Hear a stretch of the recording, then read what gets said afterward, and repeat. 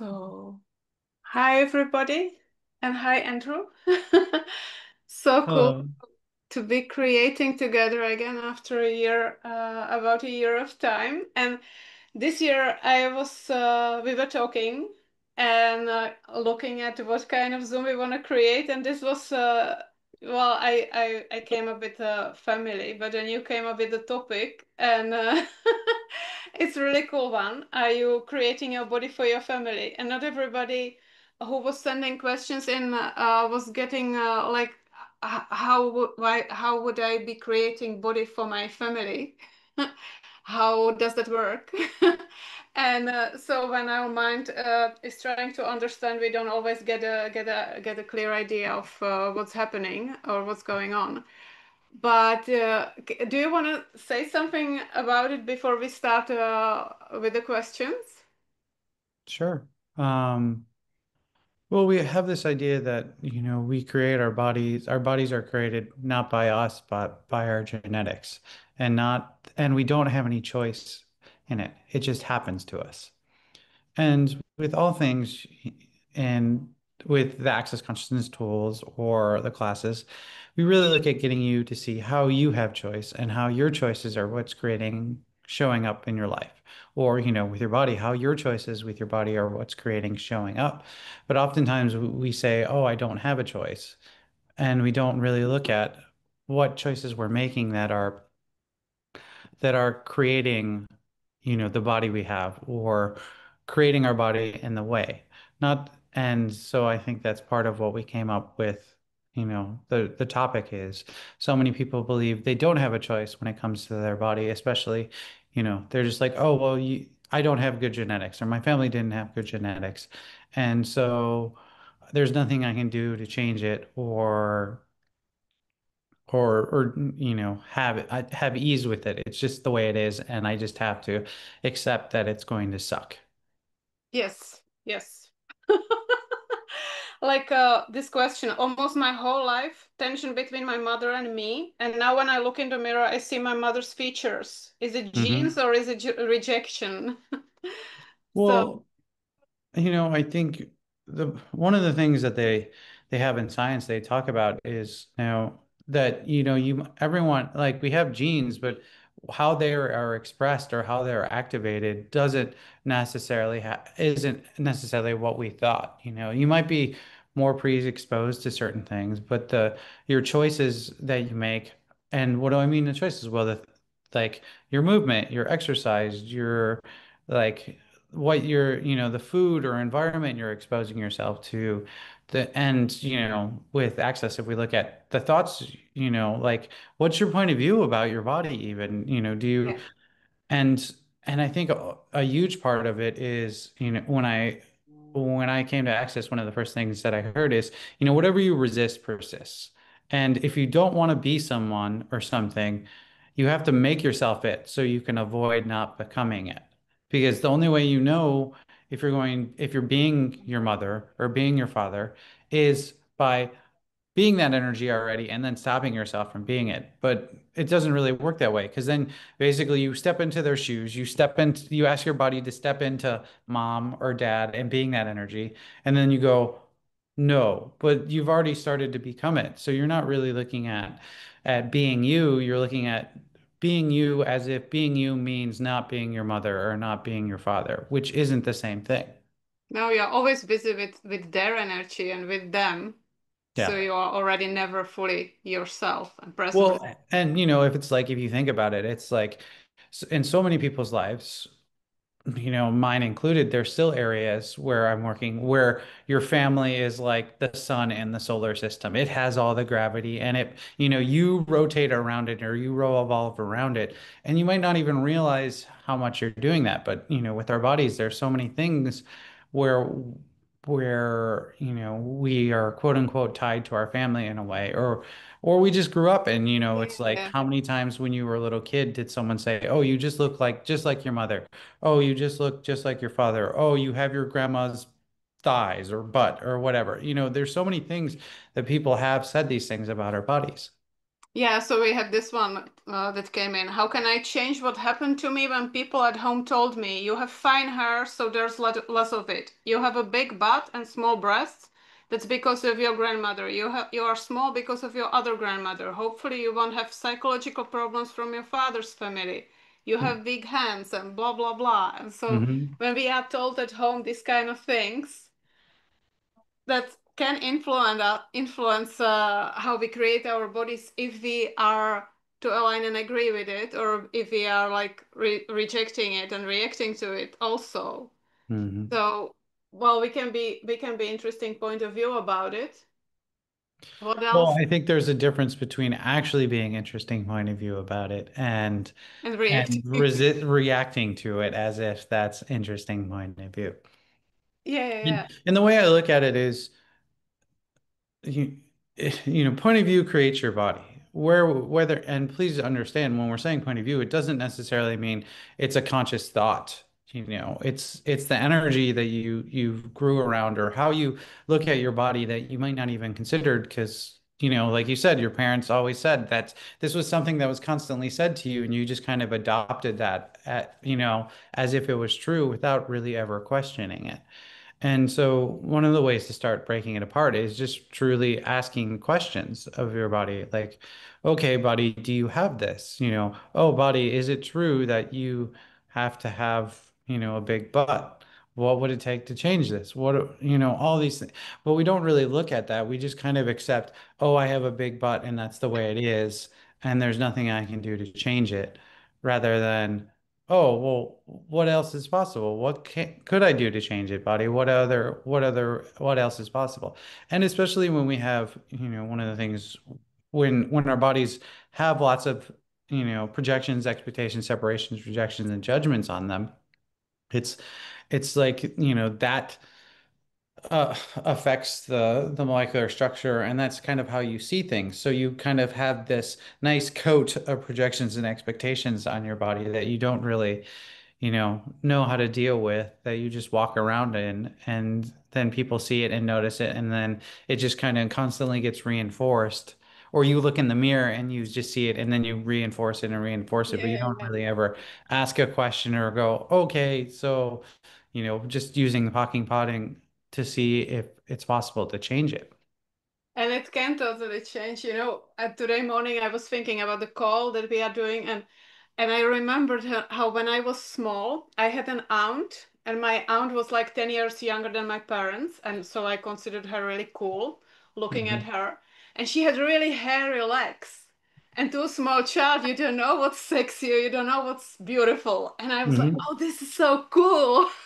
Mhm. And my body started to create it when I was growing up. And later I was like, oh, body, this is not really cool. It was cool when I was small and it changed. But Yeah. it's so funny how when I started to do access, I realized I liked it. So my body created it. It wasn't even genetic and it didn't have anything to do with, well, coincidence. My body was making it because, yeah, she was creating it because I was like, oh, well, I would love this to be my reality. How funny is that? Well, and I think we make like we'll say, oh, like with your aunt, like there's things about your aunt that you really like that you're like, oh, that's something I would like to be. But you say, oh, I like the freedom she has, or like the enthusiasm she has, or I the sense of remember living she really has. liking her hairy legs, which Yeah, but you don't need her hairy legs, but that's kind of like, and I think that's also, if we focus on the parents thing of where we don't want to be our parents, but it's not actually true. Maybe there's valuable things that, your exactly. parents are great at. You want to be that. I remember like the conversation I was having with Diana, my wife, one time. It's like her dad's very good with business and finance and money and stuff. And, she doesn't want to be her dad. I was like, well, but, then that means you don't get his abilities and capacities with money. Because if you start being that too, then you don't Mhm. that goes into the area of being your dad, which you don't want. And I know for me, there's lots of things where it's like with my dad or my mom, where I started looking at, okay, well, where are these things that are valuable or admirable to me that could work for me? but it's like I don't want to be them because I associate that energy with my mom or my dad. Well, no, Yeah. it's just an energy. There's other people that are being that and doing it too, but you're looking at it as if, oh, well, I can't go into that one because then I tip over into being my parents. Yeah, so it's really good to be aware of it. Yeah. What can I do to stop copying and downloading everything from my family into my body and creating a copy of the bodies and illnesses of my ancestors? Uh, that's a very interesting one. Yeah. I think, while we're please no, it's never going to be one thing. I think a lot of times people think, oh, well, I realize this, so I'm going to change it. But these are things you've been choosing your whole life. And just because you might not have been aware you were choosing it doesn't make you weren't choosing it. You were Yeah. walking a certain path every day and you've kind of worn it in. And, this is how you've gotten used to creating your life or creating your body. So sometimes it takes constant, a choice to create something new. It's like, they say it takes 21 days to create a new habit. So it's like, you've had these habits, whether it's conscious or unconscious that you've just been going about creating your body as. And, it might take a little bit of time and choices each day, every day for a while to start to create the changes you're looking for. And I think one of the greatest ways of doing that is with the body processes that I are in the, yeah. either as a body process class that's like a half day or in the 3 day body class. But there are energetic ways of starting to unlock the points of views and judgments you've locked into your body or, locked out of your body, the energies that your body could have available to you if you allowed it. And that starts to break apart, whatever dis-ease or dysfunction you created with your body. And I think many people already know the body process that has been in the foundation before, like the Hmm. process that takes out of the body the programming that makes us look like people and act like other people. But there is a new body process related to family. Hmm. Is there something that you can tell us about it, or is it Just that it has family in the title. I haven't really done much with it, so I can't give you much okay? I feedback. have run it once and it was interesting, but I think I need a lot more running it. Well, I think, there's lots of body processes that can contribute to undoing the energy that the things you've aligned and agreed with or resisted and reacted Yeah. to your family. But I also think just asking a question, every day of like, okay, if I was truly creating My my body. body or body, what would you like to be? Yeah. Or if I was truly creating my body, what would I choose? Buddy, what would you choose? What is it you'd like to eat? What is it you'd like to look like? What is it you'd like to do? If you start asking those questions, even that will start to do it. And I think, just pock and potting all the Pez Juniors you have of your body or your family has of your body and doing that each day and seeing where that gets you. So much of this also is, we have a big mess of like string all tangled up, and you kind of just have to choose which, Yeah. like the way you untangle it, it doesn't matter where you start because it's all a mess. You just have to start pulling at something. So I think for a lot of people, it's not important, we try to find the best string that's going to untangle it with one pull, but there's no one string that's gonna, you have to pull here and go, oh, that's not the right direction and keep kind of going. And eventually you can start getting some more space around it and seeing how, the tangled mess you have and undoing some of the knots and stuff. That's yeah, that's a really great way of explaining it. There are two questions that I think can go together, and they are more general questions. How do I know what is not my creation, and how powerful can the family be in influencing the creation of the body? I mean, we are the creator, right? So it's all our creation. It might be Yeah. conscious, it's not so conscious when we create our bodies Yeah. until we start to ask questions. Well, I mean, you're I think you're not conscious. So it's like all of access is looking at making you more conscious, making you more aware. So there might be choices you're making from unconsciousness or just kind of autopilot. And the point is to get you to more awareness and to get your body to more awareness. Because when you have that awareness, then you'll know, it's like there's been many times I don't eat something because I just know not to eat it. Not that like I have an exact reason why. I just like, that doesn't, there's something about it. So I just listen to my body and I don't.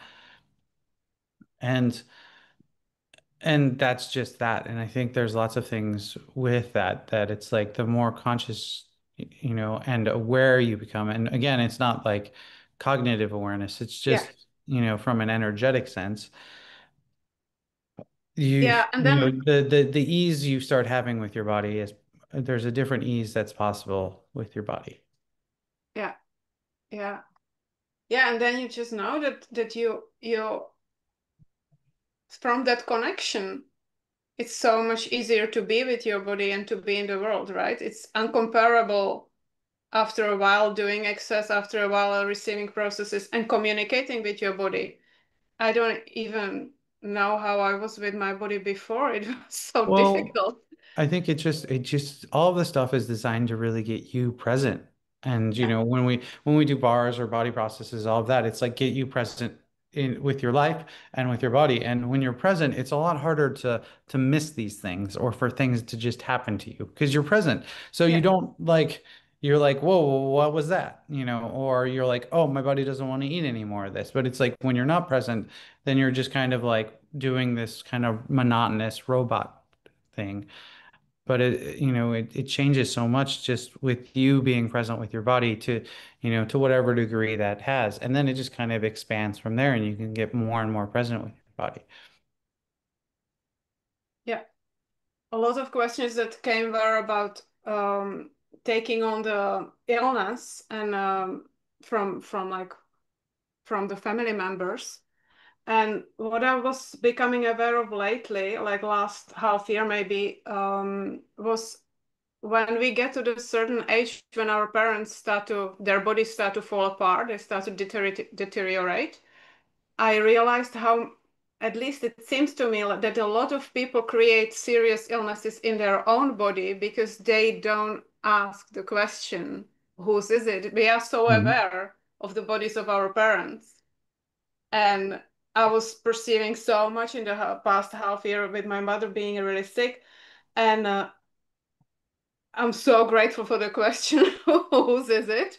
I don't think I would be able to facilitate the whole time and like really to stay on the top of things if I didn't have these tools. Because it can be Mhm. pretty extreme when bodies of the people we know pretty well are not doing so well. Mhm. So it's really amazing. And some of the questions were actually about it. There is this one question: for the last 2 years, I have been experiencing irregular shortness of breath, which requires me to push myself a lot to expand. All my movements are slower and my attention is focused on how to manage just basic things. I get my bath run. Sometimes I also exchange body processes. Could you please take a look at this? How to change what seems to be unchanged and affects the whole life?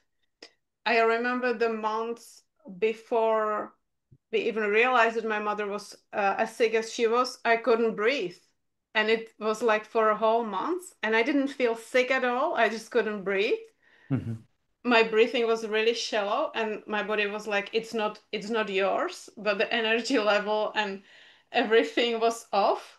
And then we realized that she's seriously sick, and then it all started to make sense from there, and it got Mhm. really much easier. So um to me, a lot of stuff with bodies is goes together with the question, who does it belong to? It's like the first one that I always tend to ask clients, but also myself. How can we make ourselves to remember it better? Like to not to go. Most people that I see still, even in excess, they started to solve it as a problem. But the part of solving as your own problem is you create it as a problem, right? Mhm. Is that not a part of the like what we create? Well, I think part, we want to like there's never any discussion or thing that, oh, your body could be aware of something to such a degree that it can be very intense for it and Yeah. be painful or cause a physical reaction. But that intensity doesn't necessarily make it yours. I've had lots of people that have gone to doctors because they're having an intense thing with their body, and the doctors can't find anything going on. Why? Yeah. Well, because it wasn't theirs. There's actually nothing going on with their body. They're just aware of something, and their body's aware of something, and it's creating, they're creating something in a way, but there's nothing physically going on with the body in that way. And I think, who does it belong to is a great thing. And it can be challenging to do it it gets recommended to use it for do who does it belong to for 3 days straight. But if you actually do who does it belong to for everything going on, just look at every problem you have with your body or everything you're unhappy with your body about and ask who does this belong to. And it's like if you keep asking who does it belong to for everything that comes up every time you know, okay, I'm not happy with my like whatever my mouth hurts or something. Oh, well, who does that belong to? But then something else comes up and you're like, oh, well, who does that belong to? And if you keep asking who does it belong to, it kind of starts to unravel it because you start to see kind of how these things aren't even in yours in the first place. But like you said, you automatically go to, oh, it must be mine because my body's, thing.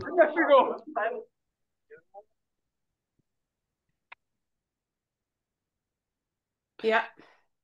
Yeah. It's so interesting how we are not taught these things that are so basic. When you do it for a while, Well, I don't think it's basic either. you don't think it's basic, but it should be basic. That's what I mean. It should be totally common sense and like the most basic tool for life. Well, but all of these things we're really looking at getting you present with your body, which isn't something that's basic if you look at it. There's not many things that No, are no, like, not in this hey, reality. yeah, so that's where I'm saying like it's not basic. I mean it's very simple and can be very effective, and also at the same time it's something that seems very, challenging and difficult. Why? Because it challenges everything that you have been up to that point.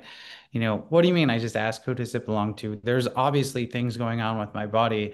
I'm not just going to be able to ask this question and change it, or asking any question and changing it. But it really does start to change things when with using them and asking it. Well, often also when you start to work on it and it doesn't change, how can it change when it's not yours? When you're just dealing with something energetic and not even physical and not even yours, how the more you are busy with it, the more you have to create of it to Yeah. be able to work on it. And when I work with clients and stuff, a lot of the times when they have I've been working on this, and it hasn't changed, I'm like, well, is it even yours?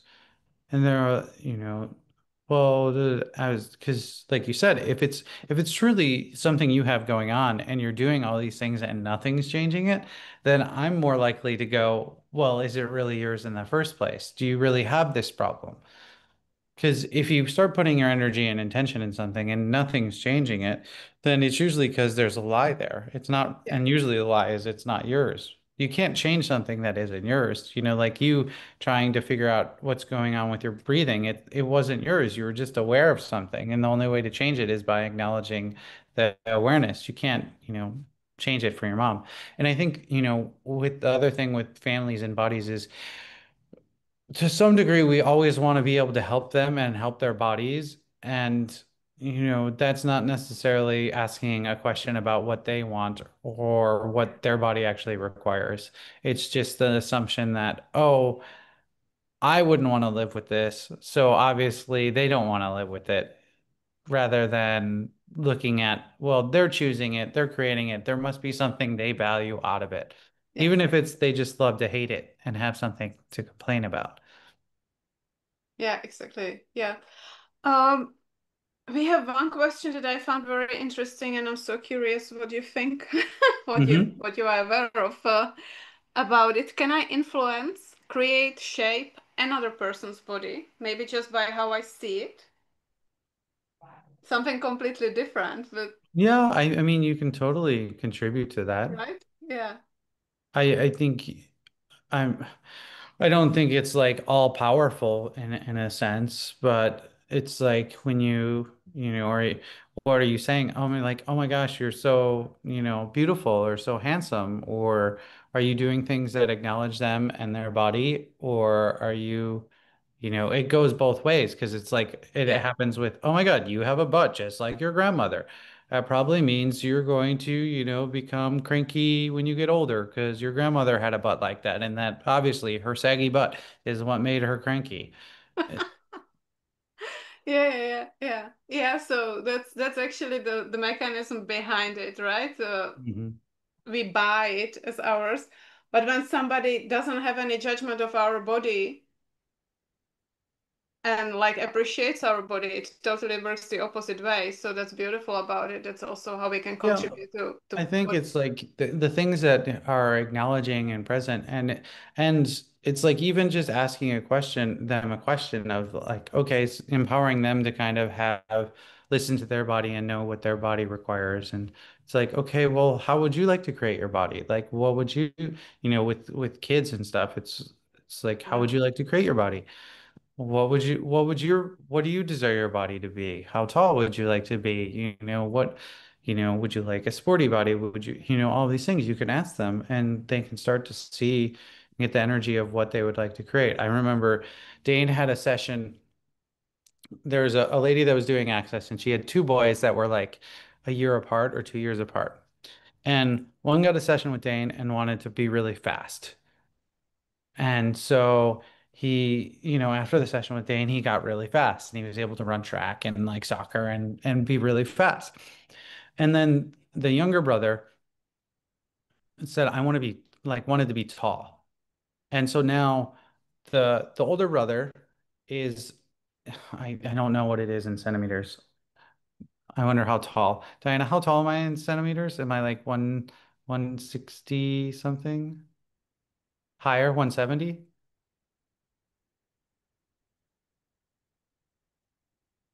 Something like that. 176. Okay, we'll say I'm 176. I have no clue what that is. But so he's the same height as me, but his younger brother is like 190. So and he's like his younger brother looks like the ideal American, football star. Big shoulders, you know, 6'3", so like 190 centimeters, like strong jawline, and like his younger brother looks like, kind of looks like me, about the same height, kind of same build, everything. Maybe, and it's like, what? How did one brother end up like, well, he chose to create his body that way. cool. It listens like a fairy tale, like Hmm. one and they Well, have I mean, reached. it's just interesting hearing that story and being like, when they were growing up, when they were teenagers, that's what they asked for. And then it's like you see how, oh my God, they actually started creating their body in a different way. And it's even, when I look back at my body and how I looked at myself or my body and the points of views I had and how that influences or creates, the body that we have. It's just really interesting. So yes, totally possible. Yeah. I'm looking whether we have something more to the topic. Um, this year I turned 45 and started feeling pain around my hip tight muscle. A speaker from me from a generation of women from our family. I generally feel a lot of pain in my body, how to work with it. And I also feel that whenever I'm with mom, I somatize her physical pain. How can Mhm. I be there empathetically for the other person, but not take on their pain and problems?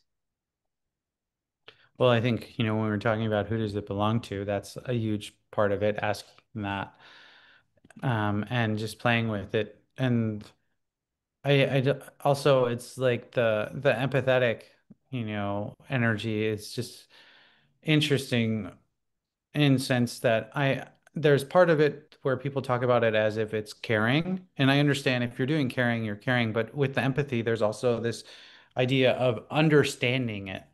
Hmm. And when we start to get into the energy of understanding, it's also where we step into their shoes, or like want to feel what they're feeling and stuff. And that's where, where um I don't see how that's really caring for your body, where you're trying to take it on so you can feel their pain or suffering and know what it's like to be like them. You can just look at it and be like, oh, well, they're having a hard time. And you can be, an energy that contributes to it changing, to whether they want to change, or contribute to, just having allowance for the fact that they have the point of view they're getting older and falling apart. And that's what's going to occur because they have that point of view and they don't want to see a different one. Yeah, well, sometimes they also use it to work to work their magic, on Yeah. you. I don't know whether that's very clear to say it like that, but well, No, I I see. think I was laughing. Di I'm using my wife because she's always talks to me, so I have lots of examples. But she had her grandmother, she was with her grandmother when she fell and broke her hip, and her grandmother was jokingly said to her, it's like, oh well, if you didn't come see me, I wouldn't have been so excited and I wouldn't have fallen. And automatically right back to her, I said, "Well, did you tell your grandmother? Did you just break your hip so you didn't have to hang out with me? Do you not want to see me that much?" And her grandmother laughed back and kind of it changed the energy. But there's, so often we have this idea of what caring is in a Yeah, way, yeah, um, that isn't really, doesn't have anything to do with the true energy of caring or kindness, but just is like, oh, that's improper to say that for someone that's hurt or in pain or whatever, where we're, so we won't say these things or be the energy that actually changes the situation. And I think that's yeah, with dealing with people and their bodies, whether it's a family member or whatever, and that's where a lot of the clients I deal with is everyone, a majority of the time is it's like body things. And my question is always, okay, so what can I change here? And what energy can I be to change it or contribute to the change that's available or possible? And again, that starts from being present with what is, not deciding, oh, they have this going on, they're complaining about it. Obviously, they want to change it. exactly. That's so important to start to realize that not everybody who is suffering with something wants to change it just because they say they want to change it. Yeah. And I So mean, even with, if we look at families and bodies, some people like looking like their family member. And so it's like there's lots of things that we have from our family that prove we're part of that family that, you know, whether somewhat secretly or super secretly, we like it because, that makes it look like, we are, my father's daughter, your father's daughter, or your mother's daughter, or it's like these things that have this significant as a signpost of showing that, the badge of honor of I am part of this family. as an infinite being then. Hmm. Yeah, that's it's so funny how we are choosing stuff like that. Is there something else that we wanna there are some things some questions about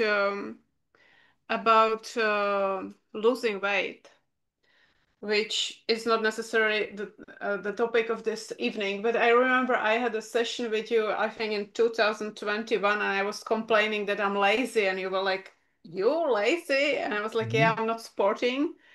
And I don't know what happened, but I really started to sport, like I started to move, and I really love it, and I really enjoy it. And actually, when I was small, my mother always used to tell everybody that I'm incapable of sports, that I'm so, I would fall over Yeah, my you're leg, clumsy. and I'm afraid of the ball, and I'm just so useless. And I was climbing trees, and I was playing outside and running all the time. But to my mother, I was like, I wasn't good in sports. And funny thing is, well, funny, I really believed that. I really, at that time, I thought my mother knew everything and she was amazing. And I really trusted that she knows better than my body. And so years later, I realized my body loves to move. My body really loves to move. My body enjoys movement. And all those years growing up, I didn't really trust my body. So that's also like an example of what we are talking about. And Hmm. it's never too late to start to move. Because I'm Yeah. 52 and I started when I was about 50, I think, or maybe 49. But there is somebody asking, how can I recalibrate my mind so that it doesn't sabotage my physical fitness and constantly put me in second place? Because that's somebody who prefers sedentary work and doesn't really move around. How can I recalibrate my mind? I think I just Well, chose I it. think, But yeah, I think choosing it, or just say, okay, 3 times a week, I'm going to walk for an hour, yeah, and just no matter what, like whether it's raining outside, whether it's cold, whatever excuses, you commit to it, and you make sure you do it, and I think that's a big thing. You just have to actually choose it, and you can't, no matter what your mind says or whatever, of like, oh, we could do it tomorrow or whatever. No, like this time each day, like on Wednesdays or on, Sundays or whatever, pick a time, pick a day. Like this is what I'm going to be doing. Every time this comes around, I'm going to be doing it. And there's like, there's no excuses or ways to get out of it. yeah. Because once we start, the body will like also Yeah. direct us in the way that maybe the body doesn't really like walking, but then we will know that it likes swimming more. It's also the question of starting, right? Yeah, and I also think that bodies don't really, it's Yeah. not the body that has that point of view as much as, the Yeah. being. Like the movement is the move of movement. So it's, and find what you're happy with too. It's like if you like to walk, walk. If you like to swim, swim. If you like to dance, dance. Like find something that is It's fun. interesting to you and just do it. But so oftentimes we, try to find the perfect way rather than just starting. And I think choosing and starting is way more important than what it is. Yeah, for sure. Yeah. Yeah. Yeah, well, when we start, then start things can start to happen. Alice. Mhm. Yeah, so that's there were a lot more questions, but not all of them are related to what we No, I think we handled, I mean, basically those tools that we were talking about too, with a lot of the stuff, like, what who does it belong to and everything can be applied to so many things, or that I don't, it's yeah, it's just like you have to apply it. It's not necessarily that there's one tool for this and one tool for that. No, there's like 5 tools that can be used for exactly. everything. Yeah, but it's still you said they are not basic, but in I always like look like if we were really having communion with our body, they would be totally basic, no? They would be like they would be the tools that we would be using every day for everything, and it would be totally like not automatic, but is another point of facilitating 3-day body class so that people get these tools and start to play with them. Yeah, I mean, it's the idea of it, but it's the starting point, it's not. Yeah, yeah, And we do our best in the 3 days to get people as much of a running start as possible, but they also have to choose, you know, and I think of it kind of like an iceberg. You don't know when the cracks are, like when the ice is going to break necessarily, from a lot of the kind of uh-huh. judgments and points of views and solidity you've created with your body. It's like, but if you keep going and keep chipping it away, it might be small chips and small chips, and then all of a sudden it's like chunk. And Yeah, then, it's back to small chips. And then sometimes it's like you do it and all of a sudden it's like everything breaks in half and you're like, oh my God, how did, but it's not, there's not necessarily like this, answer. yeah, and this like standardized kind of method of No, we not scoop with bodies. out 1 liter of water, and then we scoop out another liter of water. With It's this body process, you can. No, Yeah, it doesn't work and like that. it's also, that's why I say it's not basic, because all of Access is really looking at, like with the body processes, where people with their bodies are so used to having an answer. And they want Mm, these body mm. processes to be like a new alternative answer to kind of as a solution to their problems. But we're not really looking at, answers or solutions or problems. And we're really looking at creating more awareness and consciousness for your body. And if we can get you and your body to have more awareness and to be more present, it's like you see where you're creating problems and you choose something else.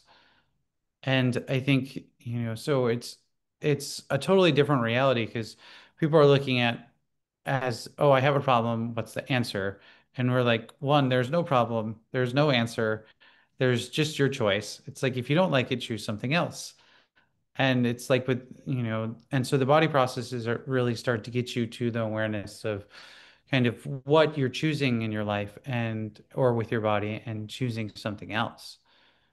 And it's like then all the problems, the disease, the difficulties, they start going away. Why? Because you're like, oh, I can choose the hard road or I can choose the easy road. Oh, I'll go the easy road this time. Whereas before we're like hard road, hard road, hard road. You're just like constantly going on the hard road without ever really questioning or looking at or even knowing there's a different possibility available. So our body's smarter in choosing the easy road. Yeah. So when we start to align more with our bodies, when we start to I listen. always ask. I mean, that's when I was like, the mantra, all life comes to me with ease and joy and glory. I'm always like, okay, buddy, what's going to be ease, joy, and glory here? Yeah, yeah. Yeah, but how many 3-day body classes did you take and through? Um, Lots. I always love to listen to, like the beginnings, your beginnings, But it was when you also start to something that talk about it. it was something I saw it's something why I facilitated is because I see it as so valuable. Yeah.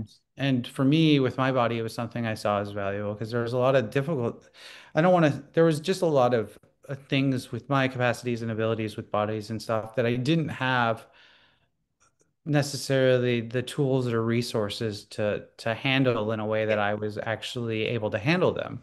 And now I'm much more have much more ease with my body and have a better ability to function with what I'm aware of and what my body's aware of, um, without it kind of overwhelming me. Mm. And it was just always something that I was like, oh, that's an energy that I want. So I just went for it and I kept choosing and working for it and stuff. But I also think, there's so many different ways you can do it. There's, when I couldn't afford to go to classes, I would arrange like 2 times a week, I would have someone come over and trade, or I would be doing, there's lots of different ways I went about doing it to create kind of the changes that I was looking for with my body. Yeah, to me that's incredibly inspiring, and it's incredibly inspiring to have you, to be able to facilitate the 3-day body class with you. For me, it's a real treat. Hmm. So we want to invite everybody who would like to have a body change to those 3-day body classes starting 29th of August in Prague. Um, Body come, be with us, and we will, yeah. What can we change? What can we change, and what can we create for the bodies that are choosing? Yeah. Is there something else? Because No, I think we've gotten everyone thoroughly brain fried. including me. Yeah. As always. So Well, more but of you're it. blonde. You start off brain fried. That's true. And that's what I like about it, that you know, and that I don't have to pretend. Yeah.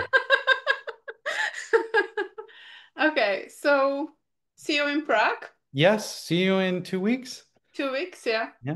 pretty soon. Thank you. Thank you, Thanks, everyone. everybody. Bye. Bye bye.